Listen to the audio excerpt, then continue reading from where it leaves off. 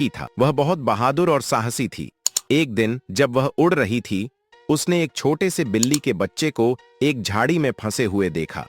वह रो रहा था और बाहर निकलने की कोशिश कर रहा था। चिक्की ने सोचा कि वह उस बिल्ली के बच्चे की मदद कर सकती है।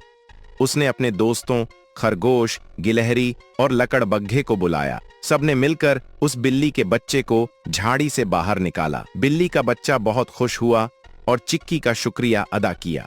चिक्की और उसके दोस्तों ने सीखा कि जब हम मिलकर काम करते हैं तो हम बड़ी से बड़ी समस्या का समाधान कर सकते हैं। चिक्की की बहादुरी और उसके दोस्तों की मदद से उस बिल्ली के बच्चे की जान बच गई। वह जंगल के सभी जानवरों के लिए एक प्रेरणा बन गई। चिक्की ने अपने अनुभव से सीखा कि बहादुरी और दोस्ती से हम बड़ी से बड़ी चुनौती का सामना कर सकते हैं। वह जंगल में एक सच्ची नायिका बन गई।